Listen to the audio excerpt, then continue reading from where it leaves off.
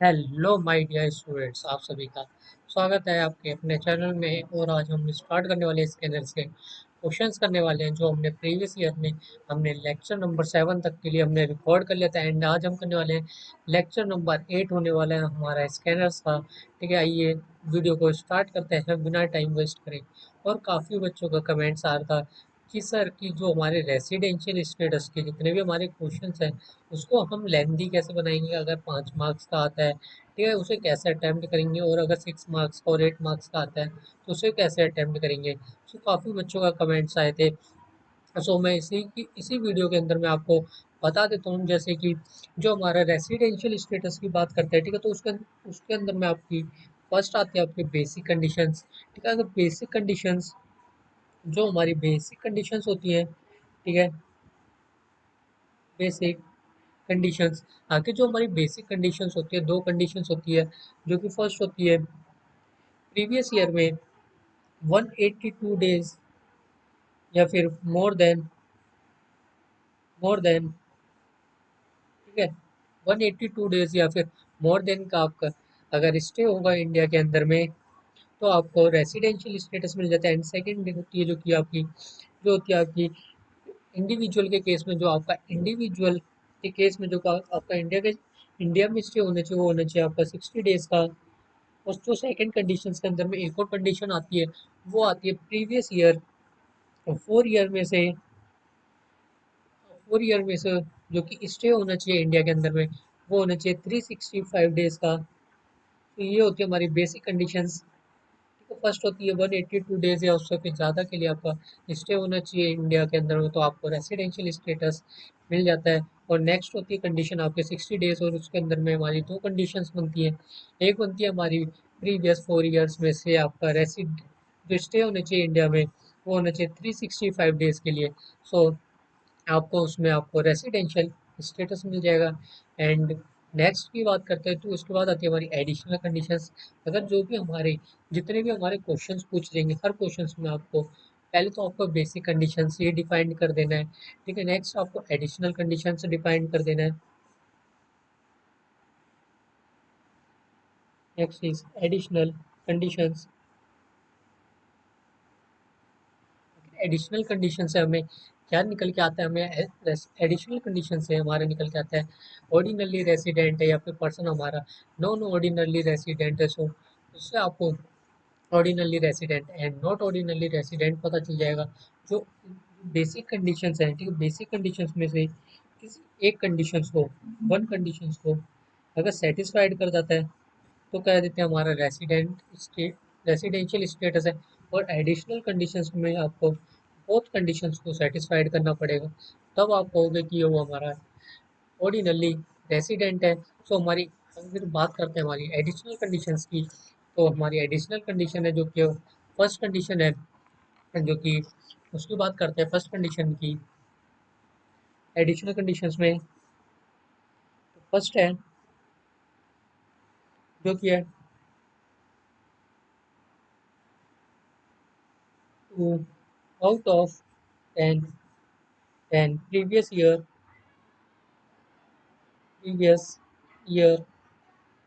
immediately preceding immediately the previous year, जो कि आपका प्रीवियस ईयर है। प्रीवियस ईयर में 10 ईयर्स में से आपको 2 ईयर्स तक के लिए, ठीक है, आपका स्टे होना चाहिए इंडिया में, कंपलसरी है।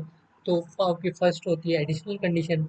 एंड सेकंड आपकी एडिशनल कंडीशन होती है, सेकंड होती है आपकी जो कि होती है 7 years of 7 years out of 730 days previous year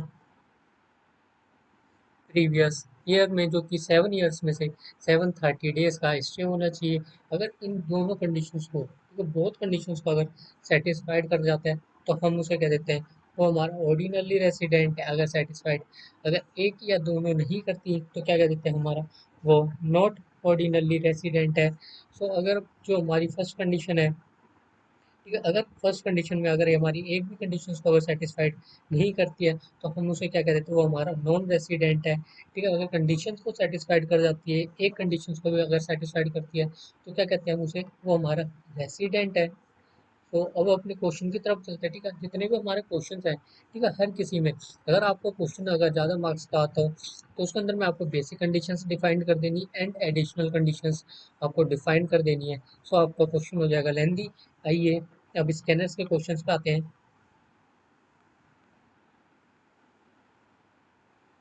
first question है, मिस रोहिणी है, एज गिवन है 62 ईयर्स की। ठीक है, उसका जन्म जो कि and brought up in new Delhi में उसका जन्म हुआ है। So she got married in Russia, और उसकी शादी कहाँ पर हुई है, रशिया में हुई है 1996 में, and settled there since then, since her marriage she visits India for 60 days. और इंडिया में यानी कि कम्स का है, यानी कि विजिट इंडिया का केस हो गई है हमारा 60 डेज के लिए विजिट है इंडिया के अंदर में। ठीक है, और ईच ईयर ड्यूरिंग हर समर ब्रेक, हर समर ब्रेक में वो इंडिया के अंदर में विजिट करती है। ठीक है, कौन करती है, रोहिणी करती है। ठीक है, समर ब्रेक के अंदर में। और नेक्स्ट इसके अंदर में the following are the details of her income for the previous year ended. ठीक है, कुछ इनकम्स गिवन है। सो ये देखते हैं। ठीक है, पेंशन रिसीव हो रही है, रशियन गवर्नमेंट से पेंशन रिसीव हो रही है 65,000 की। सो ये क्या आ गया आपका, डीम्ड टू अप्रूव और राइस इन इंडिया नहीं है। सो ये आपका इंक्लूड नहीं होगा। एंड नेक्स्ट है, long term capital gain given है ऑन सेल ऑफ लैंड। अगर लैंड को सेल करा है, जो न्यू दिल्ली में उसकी लैंड थी उसको सेल करा है। ठीक है, और जो कंप्यूट करना है, ठीक है, assuming transfer take place before. ठीक है, तो उसका गिवन आपको 3 लाख का अमाउंट गिवन है। एंड नेक्स्ट है आपका S T C G N की short term capital gain, short term capital gain है। ठीक है, शॉर्ट टर्म कैपिटल गेन है, क्या सेल करके हो रही है जो शॉर्ट टर्म कैपिटल गेन, जो सेल करके, ठीक है, शेयर्स को सेल करके जो कि इंडियन इंडियन लिस्टेड कंपनीज है।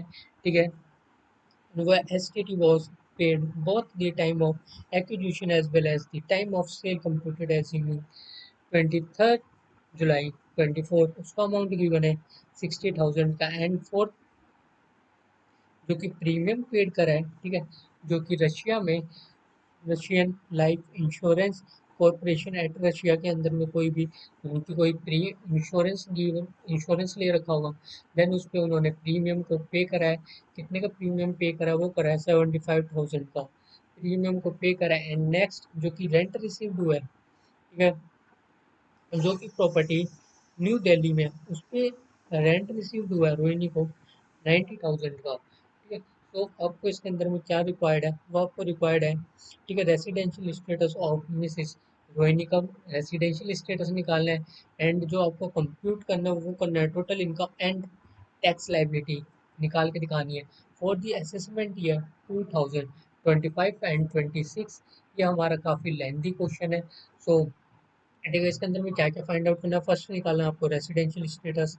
रेसिडेंशियल स्टेटस निकालने के लिए जो कि फर्स्ट कंडीशन आपकी 182 डेज वाली या फिर उससे ज़्यादा के लिए आपका इंडिया के अंदर स्टे होना चाहिए। सो आपको रेसिडेंशियल स्टेटस मिल जाएगा। ठीक है, फर्स्ट आ गई आपकी रेसिडेंशियल स्टेटस होना चाहिए। एंड सेकंड आपको टोटल इनकम को कंप्यूट करना है। एंड कंप्यूट टोटल इनकम को जब आप कंप्यूट कर लोगे देन उसके बाद आप निकालोगे टैक्स लाइबिलिटी को फाइंड आउट करोगे। और असेसमेंट ईयर गिवन है 2025 टू 26 का।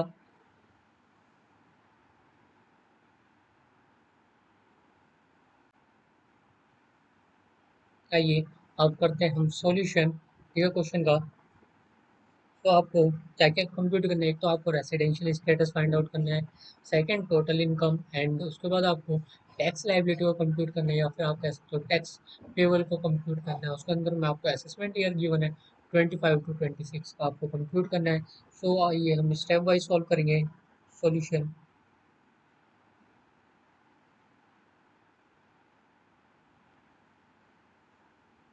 सॉल्यूशन आइए करेंगे सॉल्यूशन, ठीक है, मेरे साथ में लिखते हुए चलेंगे।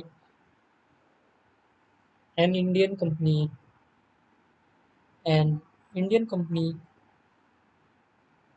an Indian company, sorry, an Indian citizen आएगा, कंपनी नहीं आएगा, ठीक है। An Indian citizen, an Indian citizen और a person of Indian of Indian origin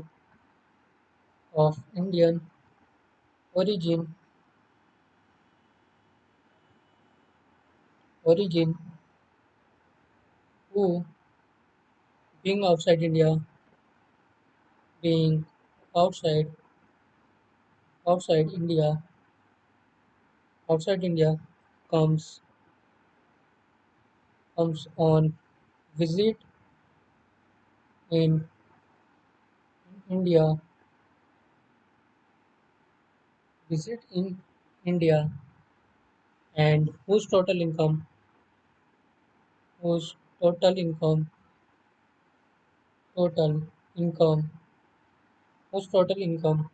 other than other than other than from foreign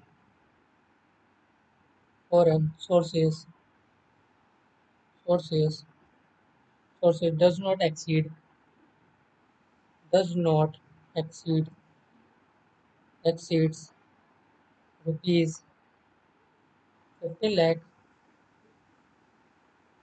ठीक है। जो कि हमारे अगर इंडियन सिटीजन होगा, ठीक है, जो उसकी अगर इनकम अर्न होती है, अगर फॉरेन सोर्सेस होगी तो हम उसे एक्सक्लूड करेंगे, ठीक है। अगर वो हमारी एक्सीड नहीं करती है 15 लाख को, अगर एक्सीड नहीं करती है, अगर 15 लाख को अगर एक्सीड करती है तो हम उसे इंक्लूड करेंगे। अगर हमारी फॉरेन इनकम, ठीक है, फॉरेन सोर्सेज से जो भी आपकी इनकम होगी, अगर वो आपकी 15 लाख को अगर एक्सीड नहीं करेगी तो हम उसे, ठीक है, कंसिडर नहीं करेंगे। अगर हमारी एक्सीड कर जाती है तो हम उसे कंसिडर करेंगे इंडियन इनकम में, ठीक है। जो कि हमारे इंडियन ओरिजिन और इंडियन सिटीजन की बात करते हैं, ये दोनों हमारे, इन दोनों में बहुत डिफरेंस होता है। इंडियन सिटीजन की बात करते हैं जिसका कि जन्म हुआ हो इंडिया के अंदर में, उसे कहते हैं Indian citizen. And Indian origin यानी कि अनडिवाइडेड फैमिली से पहले, जो कि किसी ग्रैंड पेरेंट्स का या फिर बर्थ हुआ हो इंडिया के अंदर में, ठीक है, देन वो आता है आपका इंडियन ओरिजिन में, ठीक है, जो कि है बीइंग आउटसाइड इंडिया का, ठीक है। और रेसिडेंट स्टेटस होने के लिए कि आपका कंपल्सरी नहीं कि आप कॉन्टिन्यूस ही 182 डेज के लिए आपका स्टे हो इंडिया के अंदर में, उससे मैक्सिमम भी हो सकता है, ठीक है। और ऐसा भी हो सकता है कि इस ईयर में आपका रेसिडेंशियल स्टेटस हो, नेक्स्ट ईयर में आपका रेसिडेंशियल स्टेटस ना हो, ठीक है, ऐसा भी हो सकता है। देन आइए करते हैं सॉल्यूशन, आगे बढ़ते हैं। वुड बी रेसिडेंट, लिखेंगे would be resident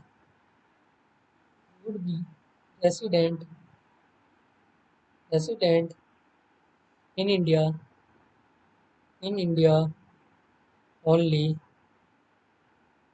only if if he or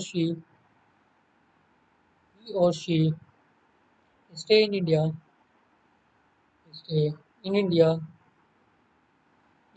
for a period of period of 182 days, 2 days, 2 days or more during the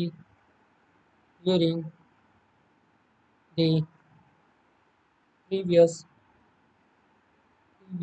year।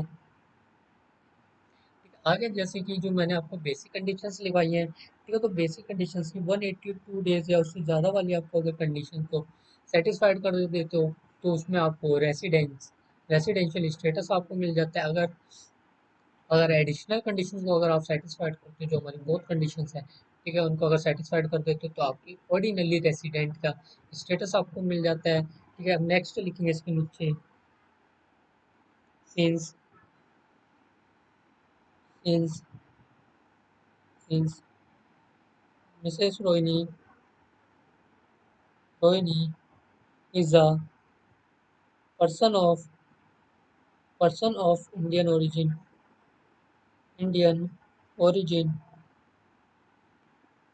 origin who comes on a visit of visit to India visit to India only for 60 days 60 days in previous year 2024 to 25, and and her income other than from other than from from foreign sources foreign sources does not exceeds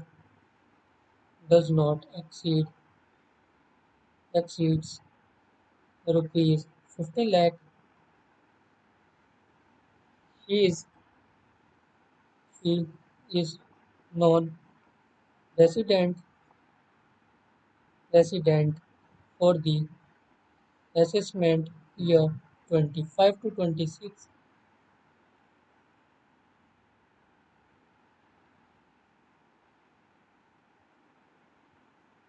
तो हमने residential status को find out कर लिया, ठीक है।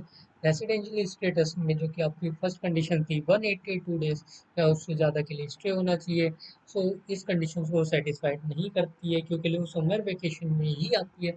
और कितने दिन के लिए वो स्टे करती है इंडिया के अंदर में, वो करती है 60 डेज के लिए स्टे ही रहती है इंडिया के अंदर में, विजिट इंडिया वाले केस में। सो आप नॉन रेसिडेंट का स्टेटस मिलेगा, रेसिडेंट का स्टेटस नहीं मिलेगा। अब आगे लिखेंगे, राइट डाउन करेंगे next.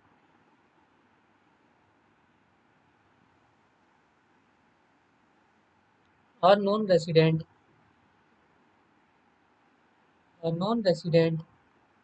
Is chargeable to tax is chargeable to tax in respect of in respect of in respect to tax sorry in respect sorry a non-resident is chargeable to tax in respect of income received received or or deemed to be received in received in India, and income which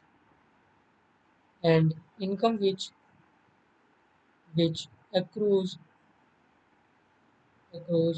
or rises or is deemed to deemed to accrue or accrue or rise to her in India. तो अगर आपका non resident का case होगा, तो उसके case में आपको ये सब चीज़ें जो आपकी इनकम रिसीव्ड हो या फिर deemed to be received in India है and income accrue or rise or is deemed to accrue or arise her in India है। सो आपको अकॉर्डिंगली नॉन रेसिडेंट के अकॉर्डिंगली जो हम फाइंड आउट करेंगे, वो करेंगे हम फाइंड आउट करेंगे नॉन रेसिडेंट से, ठीक है। आइए स्टार्ट करते हैं, ठीक है। फर्स्ट जो कि आपकी सैलरीज है, ठीक है, लिखेंगे पर्टिकुलर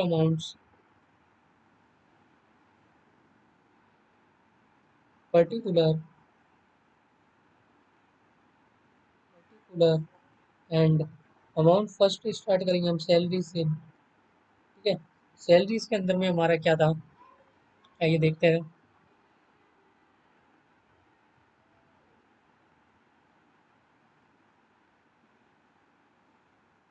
सैलरीज के अंदर में पेंशन रिसीव्ड हुआ है रशियन गवर्नमेंट से। अगर हमारी रशियन गवर्नमेंट से रिसीव्ड हुई है, तो वो तो हमारी फॉरेन इनकम होगी, तो वो इंडिया के अंदर में टैक्सेबल नहीं होगी। तो आपका pension received from Russian government है, सो आपका हो जाएगा नील।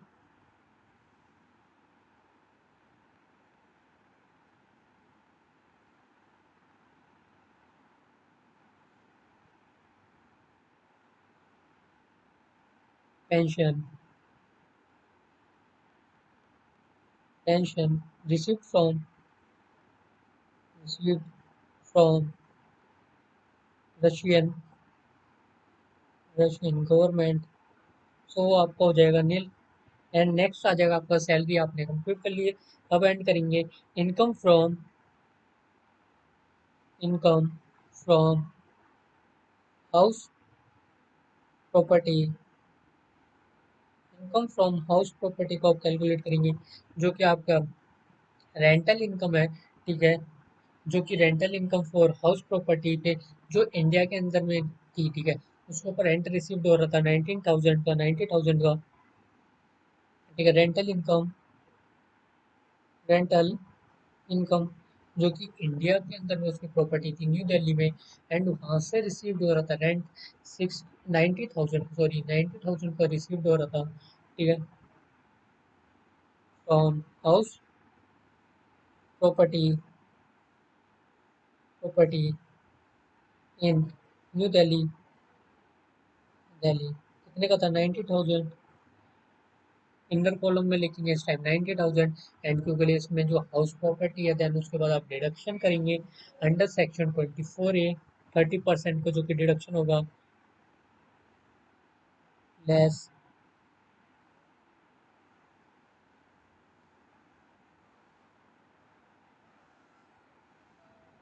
Less deduction deduction under section 24A जो कि होगा 30% के रेट से, सो आएगा आपको 27,000 का आप डिडक्शन लेस करेंगे, देन आप लिखेंगे इसे आउटर कॉलम में 63,000, 63,000, एंड नेक्स्ट आएगा आपका एंड कैपिटल गेन्स था जो कि एलटीसीजी की बनता है एंड एसटीसीजी की बनता है, एलटीसीजी की बनता 3 लाख का एंड एसटीसीजी की बनता 60,000 का, कैपिटल गेन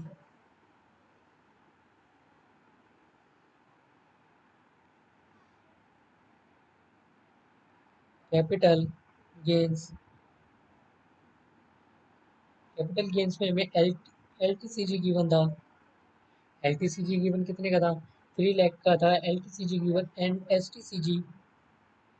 एसटीसीजी गिवन था 60,000 का,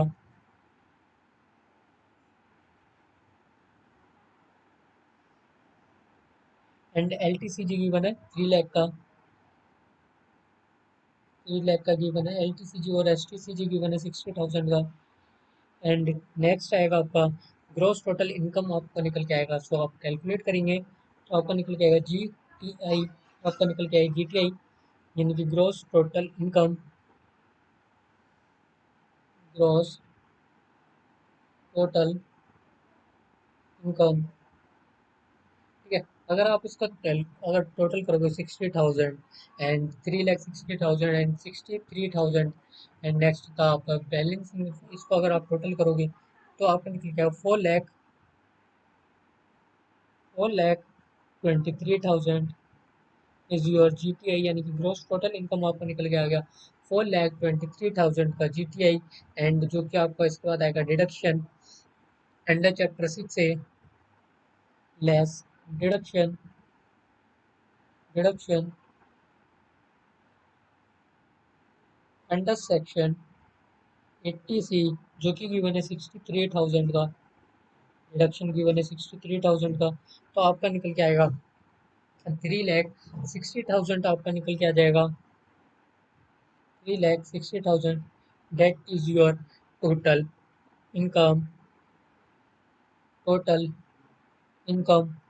हमने क्या क्या फाइंड आउट कर लिया, हमने रेसिडेंशियल स्टेटस फाइंड आउट कर लिया, सेकंड हमने टोटल इनकम फाइंड आउट कर ली, अब क्या निकालना है हमें टैक्स लायबिलिटी को कंप्यूट करना है, सो आइए अब टैक्स लायबिलिटी को कंप्यूट करते हैं, हाँ, ठीक है, एल टी सी जी जो कि हमारी स्पेशल इनकम है, एल टी सी जी, ठीक है, जो कि स्पेशल इनकम है, तो जो कि आएगा उस पर लगेगा आपका 20% का रेट, तो 20% का रेट अंडर सेक्शन 112 के अकॉर्डिंग, ठीक है, तो जो कि आपका 3 लाख की आपकी एल टी सी जी था, जो नॉर्मल इनकम आएगी उस पर आपका जो भी रेट निकालेंगे एज पर स्लैब रेट, वो आएगा आपका नील, क्योंकि 60,000 आपकी नॉर्मल इनकम हो जाएगी जो कि आपका टैक्सेबल नहीं होगा, सो नॉर्मल इनकम पे वो निकल के आ जाएगी as per slab rate nil, and second जो कि निकलेगा 3 लाख के ऊपर, 3 लाख पे 20% कैलकुलेट करेंगे, आएगा 60,000 निकल के, ये आ गई आपकी निकल के टैक्स लाइबिलिटी, टैक्स लाइबिलिटी निकल के आ गई आपकी 60,000 की टैक्स लाइबिलिटी लाइबिलिटी कंप्यूट। तो आपकी 60,000 आपकी निकल के आ गई टैक्स लाइबिलिटी। ठीक है, आई होप आपको क्वेश्चन समझ आएगा, फिर से आपको एक बार रिपीट कर देते हैं ये।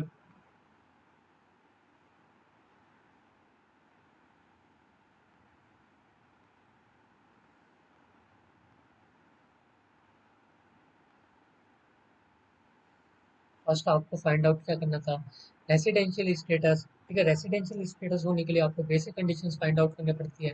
182 डेज है उससे ज़्यादा वाली, बट जो जो रोहिणी थी, ठीक है, उसकी कितने की थी, वो था विजिट इंडिया में 60 डेज के लिए स्टे था। सो उसके केस में आपको रेसिडेंशियल स्टेटस नहीं मिलता है। अब वो उसमें उस केस में हो जाएगी रोहिणी हमारी non resident in India. And ठीक है, उसके बाद हमने कंप्यूट करा था, क्या करा था, हमने रेसिडेंशियल स्टेटस को फाइंड आउट कर लिया था। हम निकाल लेते हैं जीटीआई यानी कि ग्रॉस टोटल इनकम। तो उसके अंदर में आपका सैलरी था फर्स्ट, उसके अंदर में था आपका pension received from Russian government था, सो था आपका नील, क्यू के लिए वो रिसीव्ड ही आउटसाइड इंडिया था, वो रिसीव्ड इन इंडिया का केस नहीं था, सो आपका वो हमारा नील हो गया था। And income from house property जो कि निकाली थी, रेंटल इनकम थी, रेंटल इनकम थी हाउस प्रॉपर्टी की जो कि रिसीव्ड हो रही थी न्यू दिल्ली के अंदर में, वो था 90,000 का अमाउंट। एंड उसके अंदर में आपका लेस होगा डिडक्शन अंडर सेक्शन 24 ए का 20% के रेट से, सो आपका निकल के आएगा 27,000 लेस करके 30 वो 63,000। एंड उसके बाद आपका कैपिटल गेन में आपका गिवन था एलटीसीजी और एसटीसीजी। एलटीसीजी गिवन था 3 लाख का और एसटीसीजी गिवन था 60,000 का। तो आपका ग्रॉस टोटल इनकम निकल के आ गया था 4,23,000 का। एंड उसमें से आप लेस करोगे डिडक्शन अंडर सेक्शन 80 के अकॉर्डिंग, तो वो था 63,000 का आपका डिडक्शन था। एंड टोटल इनकम निकल के आ गई थी आपकी, टोटल इनकम निकल के आ गई थी 3,60,000 की। एंड जो कंप्यूट करेंगे हम टैक्स लायबिलिटी को, जो हमारी स्पेशल इनकम है एलटीसीजी, उसके ऊपर निकालेंगे 20% अंडर सेक्शन 112 के अकॉर्डिंग। ठीक है, जो क्या आएगा 3 लाख का 20% निकालेंगे तो आएगा 68,000। यही आपकी टैक्स लायबिलिटी हो जाएगी, this is your tax liability liability. So अब नेक्स्ट क्वेश्चन स्टार्ट करते हैं। ठीक है,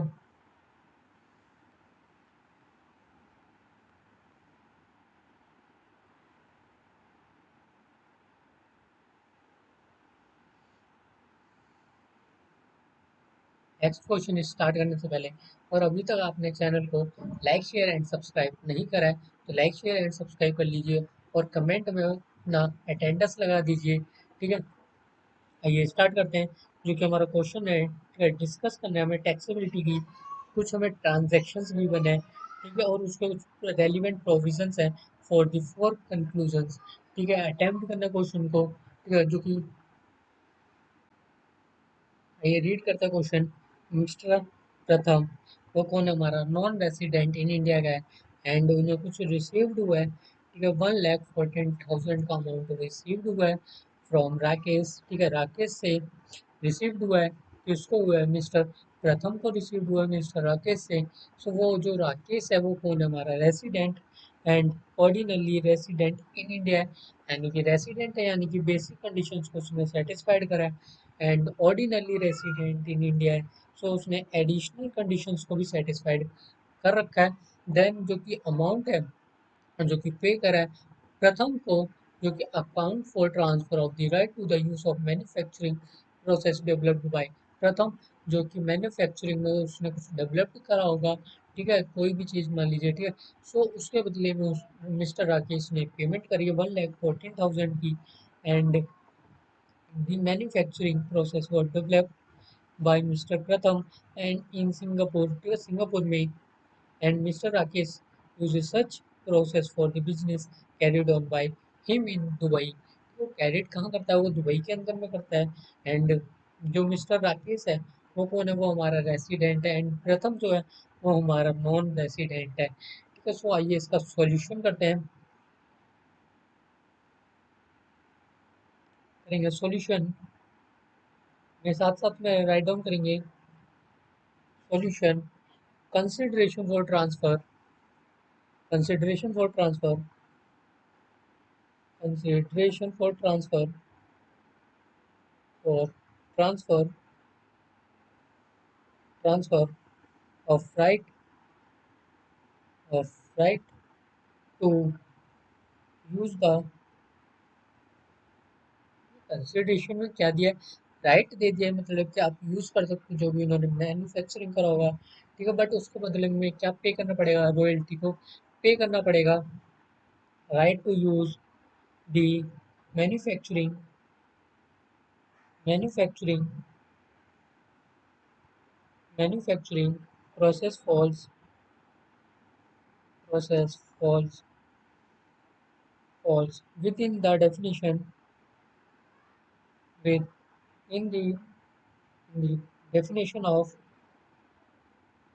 definition of of royalty royalty income income by way by way, royalty royalty payable payable by Mr. Mr. Rakesh a resident and ordinarily resident and ordinarily resident, mister Rakesh था वो कौन था, resident भी था और ऑर्डिनरी भी रेसिडेंट था। जो मिस्टर प्रथम है वो कौन था, वो था हमारा नॉन रेसिडेंट। तो ठीक है, it is not, it is not deemed to, deemed to accrue, accrue or arise in India, or arise in in India, arise in India, then आगे राइट डाउन करेंगे in the hands of, in the hands of mister Pratham, mister Pratham, mister Pratham कौन था, है mister प्रथम को receive हो रहा था, बट वो कौन है, हमारा नॉन रेसिडेंट है, ठीक है, as per section, as per section,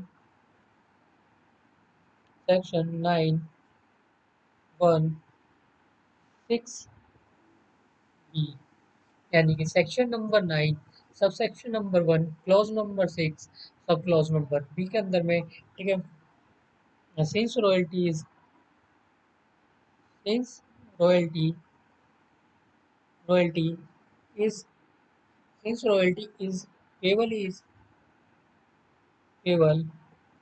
in respect of, in respect of, in respect of right, right used for the purpose, used for the purpose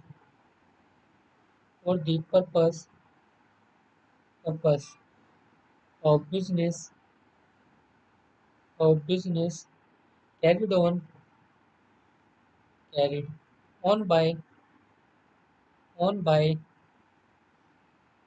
Mr. Rakesh outside India, India, that is in Dubai, in Dubai, यानी कि जो कि mister प्रथम है, ठीक है, mister प्रथम ने अपने राइट ट्रांसफर कर दिया है मिस्टर राकेश को, ठीक है, तो वो दुबई में जाके वो बिजनेस को रन कर सकता है या फिर कैरी कर सकता है आउटसाइड इंडिया में जाके मिस्टर राकेश, ठीक है, क्योंकि लिए मिस्टर प्रथम ने अपने राइट्स को ट्रांसफर कर दिया है मिस्टर राकेश को। सो इसी के साथ में हमारा ये ये वीडियो लेक्चर हमारा खत्म होता है, ठीक है, स्कैनर्स का लेक्चर नंबर 7, सॉरी 8 हमारा ये एंड होता है। हम मिलते हैं नेक्स्ट वीडियो में, तब तक के लिए take care and bye bye and जय हिंद।